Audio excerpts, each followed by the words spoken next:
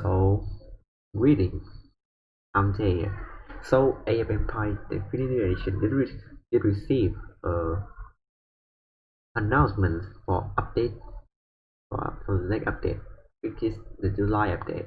And maybe surprisingly, it's completely overhauled, just like AF Empire 2 Definitive Edition for some reason. Maybe the devs just want to make this game kinda, to be balanced rather than leaving it alone. Yeah, I'm pretty sure. And it's very overhauled, and we'll see that soon. But now it had a huge impact on this game, especially when maybe in the next part running this game will be entirely different, mainly because of the civilization balance. But we'll get to that a bit later. So now let's start. We now have the new unit stand feature, which is very good otherwise. It makes the units in Age of Empires Definition to be the same as Age of Empire 2, which is very good because you know it's just annoying when you see units just automatically attacking them, chase them down to nowhere. Although the army composition is still missing, but I think this is enough for running Age of Empire 1 Definitive Edition. And the next thing is the hotkeys, which is very good. I wish this existed for a long time. And you now can select all either player or military units or building at the same time, easy, which is nice. And I cannot complain. And the next thing is the gameplay, which doesn't do much here, but I will get into it anyway.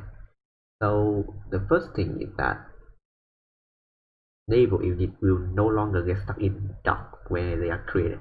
And it's actually very good because it actually happened to me before where my ship just stuck in the dock and I just can't let them out unless I delete the dock, which is annoying. And the two attack move with pride and villager on elephant probably don't do much here, to me, at least to me. So now my favorite part and probably the worst part of all things is the serialization balance. So now in 2A the videos now move 10% faster. This makes some levels like the Ancient of Egypt level campaigns is more faster for some, and probably I need to redo all of them if ever if I see any level can be redo with this feature I will do. And the wealth technology was decreased the effect because to balance the maximum speed previously, and we'll see basically the normal deal minimum of 1 damage to building. And I don't understand this too much, but it looks like they want to make the two type unit deal less damage to buildings because in Age of Empire 1 ranged units are brutally effective against buildings because probably because they don't there is no pierce armor for building also, but I don't know. First, the third one is decrease the maximum set value for pirates, and I don't think that do too much. And predators will no longer pay off the battle if I drop bullying on them, and I think this, you know, because maybe previously the animal will stop the aggression if you play bullying on them. So unlike the Pi 2, where you can play bullying, but they still chase you when they get out of the construction site. And I think that's a good thing because it just makes things more balanced. Kind of now have now be improved. I think I didn't do much because artifact is very rarely seen in campaign, especially in running game. And the residual cost is the same. This one, domestication reduces the food cost to 150, probably not too much here. Heavy cavalry now have one attack with the infantry. I don't know if this makes a huge difference, but heavy cavalry can be seen some level, but can be solved some level, but I don't think it's too much here. It does not here. LA police increase the rate of fire by 5%, and it made them fire slower. What the heck? So for some rebel, like the revolt Spartacus, they will be more annoying to deal with because of the increased rate of fire. Now increase the Scott from A from A to 90 wood, which is not a big deal, but I think it still made an impact. Reduce the size by 1. Well, for some level, or maybe not even assist, I don't think this does much to this game, but I'll take it anyway. Now for the worst part is the Sky Chariot. Reduce armor from 2 to 1 and increase the upgrade cost. Increase the time to reserve, and they no longer deal bonus damage to priors, which nice, which is very annoying because in Age of Empire 1 original version, particularly the chariot unit will always deal bonus damage to priors, including the chariot archer, but now none of those deal anymore.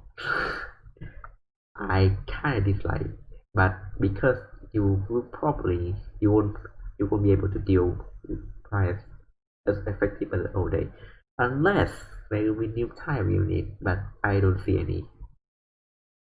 And they no longer resist to conversion. Previously,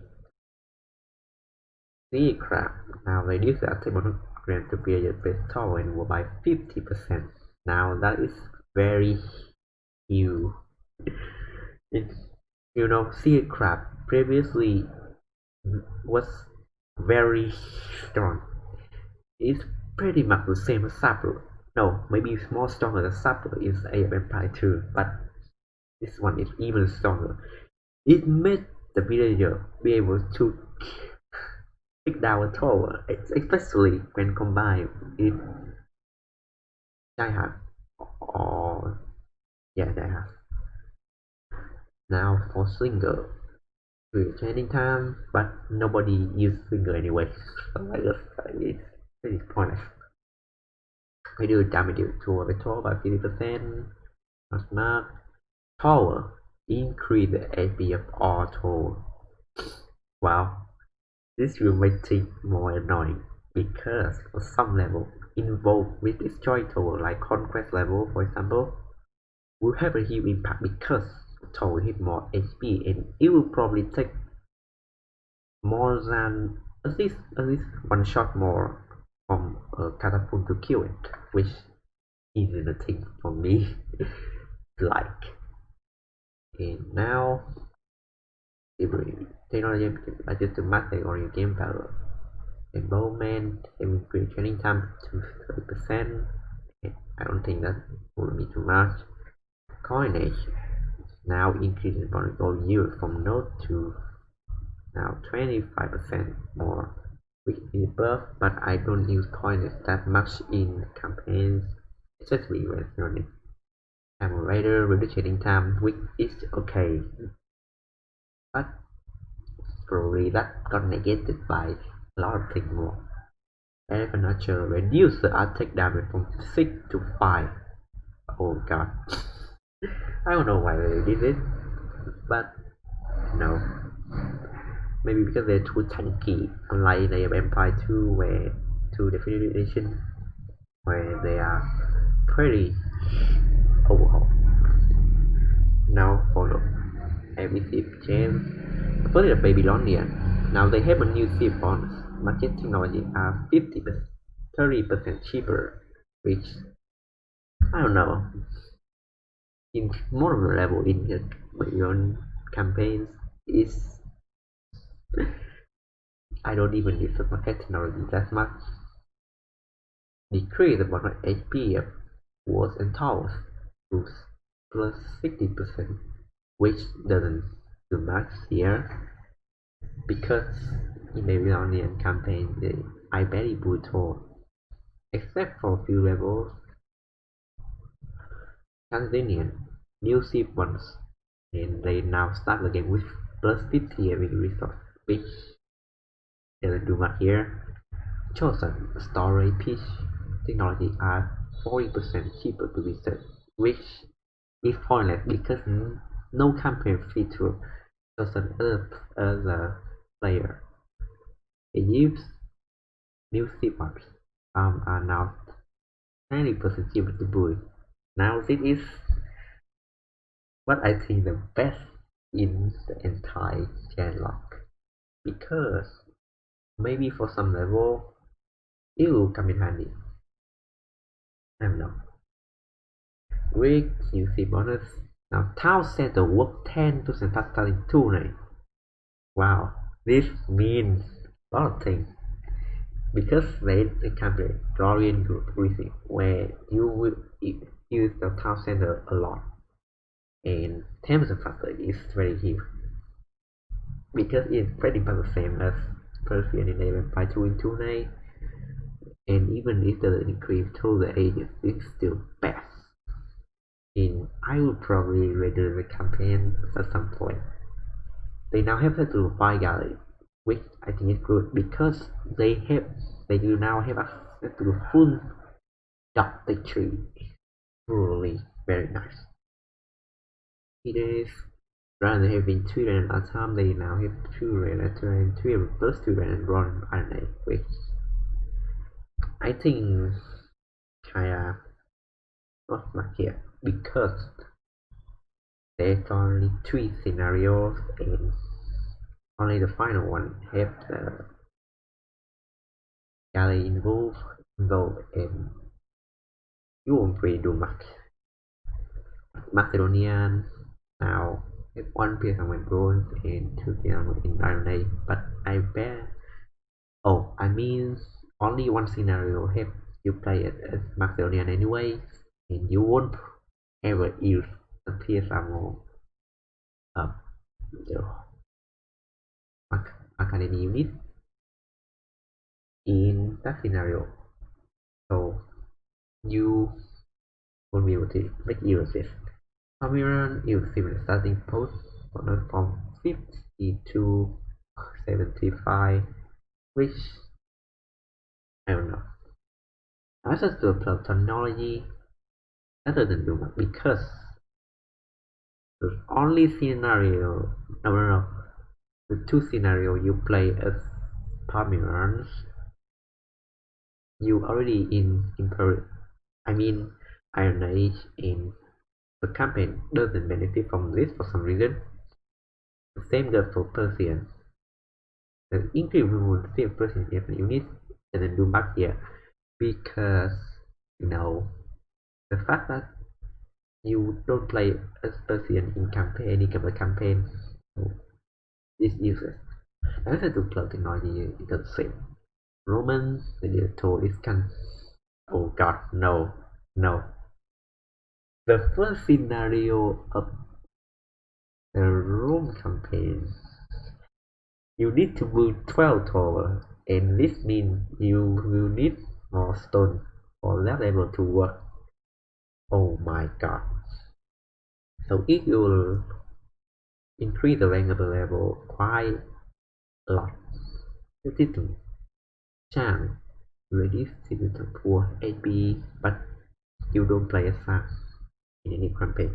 Now for Yamato, they got nerfed. Reduce the discount for cavalry, reduce the tip HP, which,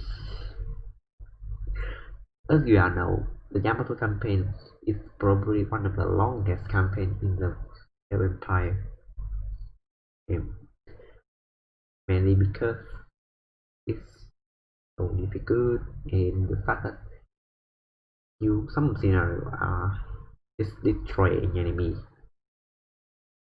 And one of the most able that's hurt a lot is obviously the mountain temple.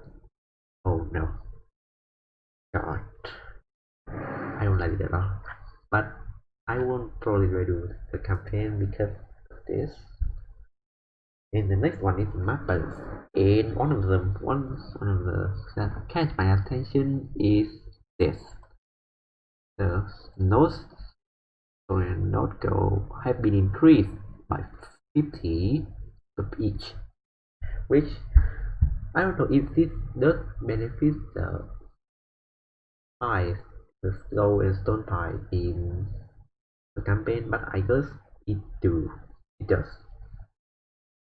So that is quite a boost to offset these things. I don't know. So that's basically end of the part. And I think the first gap and the time for civilization balance in Empire Defense Edition probably they just want the game to be alive. And unlike people have said before that they just abandon this game, I don't think so. So that probably for if the July update, I guess it's okay. So I will see you next time.